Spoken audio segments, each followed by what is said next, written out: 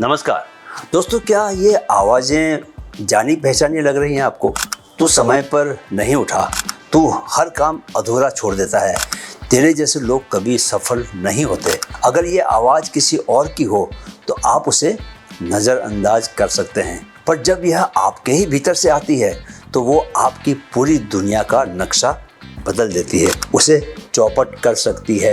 यही आपकी inner voice है। क्या है? आंतरिक आवाज़ है, जो या तो आपका आत्मबल बनती है या आपकी सबसे गहरी बेड़ियाँ, सबसे बड़ी जंजीरें बनती हैं। आज हम सीखेंगे NLP से कैसे इस भीतर की भाषा को तोड़ा जाए, फिर से लिखा जाए और उसे अपनी सबसे बड़ी शक्ति में बदला जाए। जो आवाज़ अंदर गूंजती है वही बाहर की हकीकत बनाती है, इस बात को याद रखें। चलिए सबसे पहले हम जानते हैं why inner voice matters so very much. दोस्तों, हम दिन में 60,000 से ज़्यादा थॉट्स सोचते हैं। कितने? 60,000 से ज़्यादा। उनमें से 80% जो थॉट्स होते हैं वो रिपीट होते हैं और उनमें से ज़्यादातर जो हैं वो क्या होते हैं? नेगेटिव होते हैं। ये वॉइस ही तय करती है, इनर वॉइस ही तय करती है कि आप खुद को कितना योग्य मानते हैं, आप किस लेवल की मेहनत करते हैं, आप कितनी दूर तक सोच पाते हैं। न्यूरोप्लास्टिसिटी का साइंस कहता है रिपीटेड इनर डायलॉग हमेशा स्ट्रेंथन न्यूरल पाथवे बनाते हैं। इसीलिए पहुँचे हुए लोग बार बार यह कहते हैं कि जो आप सोचते हैं वही आप बनते हैं। You talk to yourself more than anyone else, hence please make sure you say something worth believing. आप पूछेंगे कि यह काम कैसे करें सर, तो चलिए बताता हूँ आपको, जरा सुनिए, ध्यान से सुनिए। 5 step NLP method to rewire your inner voice. पहला step, record and recognise your existing voice. चलिए सबसे पहले एक कहानी सुनिए, मैरी कॉम और भीतर की आवाज़ को पहचानने का सफ़र। दोस्तों, आज मैरी कॉम को हम मैग्निफिसेंट मैरी कहते हैं। 6 बार की वर्ल्ड चैम्पियन, ओलंपिक मेडलिस्ट और भारत की शान। लेकिन क्या आप जानते हैं जब उन्होंने बॉक्सिंग शुरू की तो क्या हुआ? तो ना समाज ने, ना उनके गांव ने और ना ही उनके घर वालों ने उनका साथ दिया। लोग कहते थे लड़कियां मुक्केबाज नहीं बनती, ये काम लड़कों का है, तेरे जैसे छोटे गज की लड़की क्या मुक्केबाजी करेगी। मैरी ने ये बातें सिर्फ बाहर नहीं सुनी, धीरे धीरे ये आवाज़ें भीतर भी गूंजने लगीं। जब वो रिंग में जाती तो आवाज़ कहती क्या तुझसे होगा? जब वो थक जाती तो आवाज़ कहती शायद सब ठीक कह रहे हैं। लेकिन यहीं से उनकी असली जीत शुरू हुई। उन्होंने एक डायरी ली और हर बार जब मन में ये आवाज़ उठती तो वो उसे लिख देती। पहचानते कि ये उनकी नहीं, दूसरों की छायाएं हैं जो अंदर बैठ गई हैं। ये मेरी आवाज़ नहीं है, ये डर है, ये संदेह है, ये समाज की गूंज है। और धीरे धीरे मैरी ने खुद से कहना शुरू किया, मैं मुक्केबाज नहीं बनी हूँ बल्कि मैं मुक्केबाज हूँ। क्या? मैं मुक्केबाज नहीं बनी हूँ बल्कि मैं मुक्केबाज हूँ। आइडेंटिटी चेंज कर दी दोस्तों। NLP इनसाइट कहती है कि इनर क्रिटिक अक्सर बाहर की बातों को भीतर बिठाकर बनता है। पहला काम होता है उसे पकड़ना, उसे पहचानना और उससे अलग हो जाना। तो इसकी टेक्निक कैसे यूज करनी है आपको?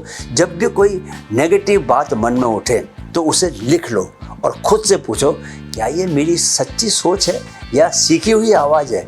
यह मत भूलो कि you are not what you hear. क्या? You are not what you hear, you are what you hold on to. जो शब्द अंदर बैठ गए बिना पूछे, उन्हें बाहर निकालने का वक्त आ गया है। और एक बात की, पहले उसे पकड़ो जो मन में बेतरतीब बोलता है। पकड़ोगे तभी तो उसे बदल सकोगे। दूसरा step, break the pattern by questioning it. इसे अंकुर वारिको की स्टोरी से समझते हैं दोस्तों। अंकुर की अपनी सेल्फ टॉक को सवालों से चुप कराने की कला। दोस्तों, आज अंकुर वारिको को लाखों युवा सुनते हैं और पसंद करते हैं और उन्हें फॉलो भी करते हैं। उनके वीडियोस इंस्पिरेशन का हिस्सा बन चुके हैं। लेकिन वारिको खुद कहते हैं कि मैं बचपन से बहुत हार्श सेल्फ टॉकर रहा हूँ। हर गलती के बाद वो खुद से कहते थे तू फिर से फेल हो गया, तू कभी कंसिस्टेंट नहीं रह सकता, तेरे बस की बात नहीं है। और यही आवाज़ धीरे धीरे उनकी डिफ़ॉल्ट इनर वॉइस बन गई थी। पर एक दिन जब वो मेडिटेशन और जर्नलिंग में गहराई से उतरे हुए थे तो उन्होंने वो आवाज़ पकड़ ली और पहली बार उन्होंने उससे सवाल पूछा, मैं कंसिस्टेंट नहीं हूँ, तो फिर पिछले साल 250 वीडियो मैंने कैसे बनाए? मैं फेलियर हूँ, तो फिर 2 बार कंपनियाँ खड़ी कैसे की? जैसे ही वो सवाल उठे, भीतर की वो आलोचक आवाज़ हकला गई। हकलाना ही था उसको। उसने देखा जो वो सोच रहे थे वो सच नहीं था, पर बस एक बार बार दोहराया गया झूठ था। वारिको ने कहा, self awareness begins when you interrupt your thought with truth. क्या? सच्चाई से जब उसको हस्तक्षेप करते हो, आप रोकते हो उसको। एनएलपी में इसे कहते हैं मेटा मॉडल क्वेश्चनिंग। जब आप अपने थॉट को पकड़ते हैं और उसके जनरलाइजेशन या डिस्टॉर्शन को चैलेंज करते हैं। कैसे यूज़ करनी है ये टेक्निक? जब मन में आवाज़ उठे तू कभी कंसिस्टेंट नहीं रहा, तुरंत पूछो कब मैं कंसिस्टेंट नहीं रहा हूँ। जब भी जो भी नेगेटिव आवाज़ उठे उससे तर्क से बात करो, लॉजिक से बात करो। यह जान लो कि नेगेटिव सोच में एब्सोल्यूट्स होते हैं, जैसे हमेशा या कभी नहीं या तू नहीं कर सकता। क्यों नहीं कर सकता भाई? पहले से ज़्यादा ताकत लगाऊंगा, पहले से ज़्यादा समझदारी से काम लूँगा, पहले वाली गलतियों को मैं अभी दोहराऊंगा नहीं। क्यों नहीं कर पाऊंगा? मैं कर सकता हूँ। ये जो नेगेटिव सोच में दोस्तों एब्सोल्यूट्स होते हैं, एनएलपी सिखाता है उन्हें तोड़ना। याद रखो दोस्तों, do not believe everything you think, question it till it either stands और फॉल्स। जो सोच बिना सवाल के मन में छुप गई थी, जो सोच बिना सवाल के मन में छुप गई थी, अब उसे सच के आईने में देखना है। राइट? तीसरा step, create a powerful counter identity statement. दोस्तों, क्या आपको पहली दलित अरबपति महिला कल्पना सरोज की कहानी पता है? जिसे बोझ कहा गया वही करोड़ों की प्रेरणा बन गई।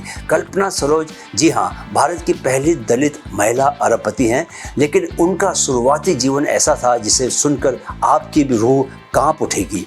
12 साल की उम्र में बाल विवाह, 14 की उम्र में मारपीट, मानसिक उत्पीड़न और समाज से तिरस्कार। मायके लौटी तो समाज ने कहा ये तो बोझ है, बेइज्जती है ये परिवार की। उसके आसपास की आवाज़ें थी, तू कुछ नहीं कर सकती, तू कुछ नहीं कर सकती, तेरा काम बस दूसरों की दया पर जीना है। और दर्द की हद तब हुई दोस्तों जब कल्पना ने आत्महत्या करने की कोशिश की, लेकिन बच गई। और वहीं से नई कहानी शुरू हुई। वो बोझ नहीं बनना चाहती थी, वो मिसाल बनना चाहती थी। उन्होंने अपने कमरे की दीवार पर एक लाइन लिखी, मैं अपने भाग्य की निर्माता हूँ, मैं अपने भाग्य की निर्माता हूँ। हर दिन उन्होंने यही दोहराया, मैं बेबस नहीं सक्षम हूँ, मैं सिर्फ काम के लिए नहीं काबिलियत के लिए जानी जाऊँगी। यही था उनका काउंटर आइडेंटिटी स्टेटमेंट, जो उन्होंने एनएलपी के मूल सिद्धांत की तरह डेली रीइंफोर्स करना शुरू किया। एनएलपी इनसाइट क्या थी यहाँ? वह थी आइडेंटिटी रीडेफिनेशन। आपकी सेल्फ टॉक आपकी पहचान बनाती है। एनएलपी कहता है जो वॉइस आपकी वर्थ को डिफाइन करे उसे आप ही दोबारा डिफाइन कर सकते हैं। कैसे यूज़ करनी है ये टेक्निक दोस्तों? अपने अंदर की जो भी लिमिटिंग लाइन है उसे पकड़ो।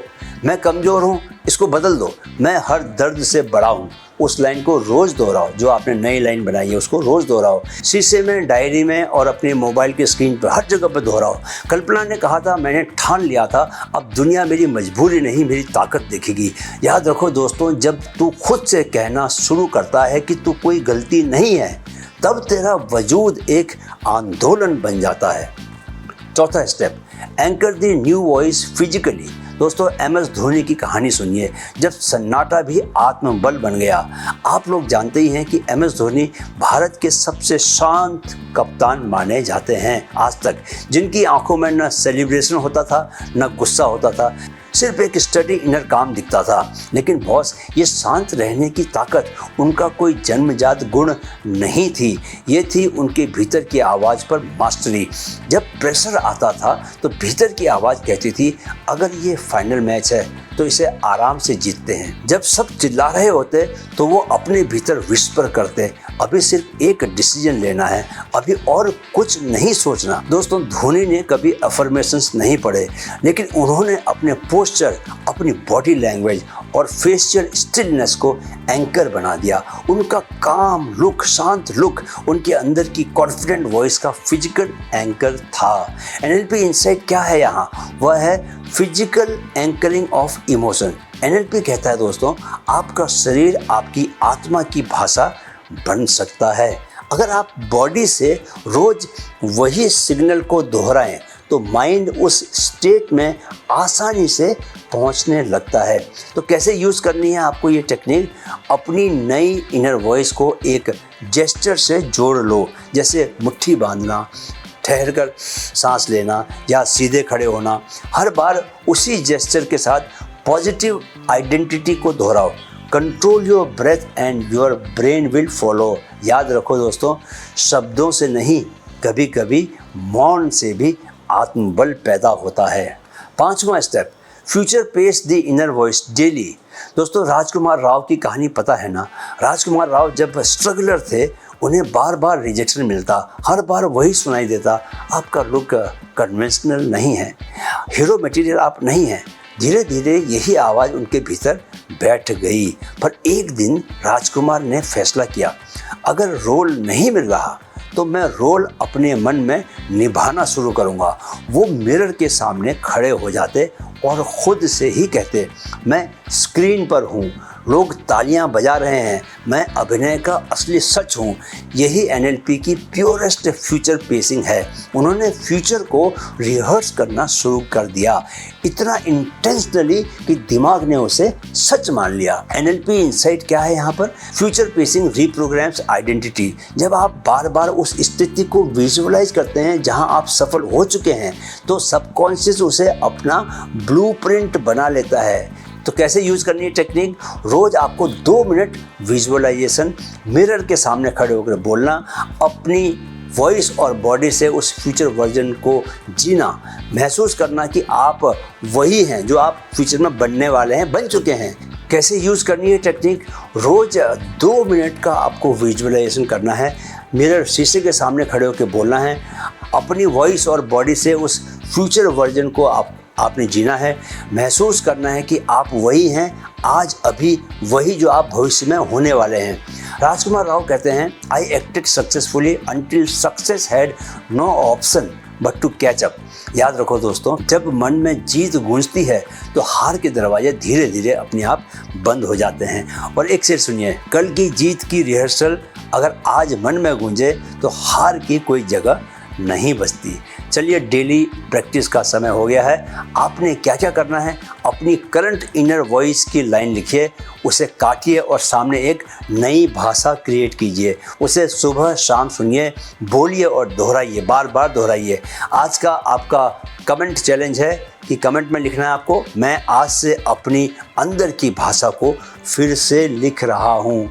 याद रखो दोस्तों, आपकी सबसे पर्सनल कन्वर्जेशन आपकी इनर वॉइस है। अगर वो धिक्कारती रहेगी तो दुनिया से तारीफ भी आपको उठा न सकेगी, पर अगर वो आपको पहचान दे दे, आइडेंटिटी दे दे, तो दुनिया का विरोध भी आपको डिगा नहीं सकेगा। याद रखना, अपनी आवाज़ को वो शब्द दो जो तुम्हें याद दिलाएं कि तुम कोई गलती नहीं बल्कि एक जिंदा चमत्कार हो। चलिए, अब अगले यानी कि वीडियो नंबर 59 की बात करें। इसके बाद एक और वीडियो और उसके साथ ही मेरा एनएलपी का फ्री कोर्स का वादा पूरा हो जाएगा। वाह, ये तो अगले वीडियो में जानिए, आपके डिसीजंस, आपकी सोच, आपकी फीलिंग्स क्या वाकई आपके कंट्रोल में है या आपके आसपास की चीज़ें, मोबाइल, लोग, तारीफ, आलोचना चुपचाप आपको चला रही हैं। अगले एनएलपी वीडियो में हम तोड़ेंगे इस जाल को जिसे आपने देखा भी नहीं पर जिसने आपको पूरी तरह जकड़ रखा है। मिलते हैं अगले वीडियो में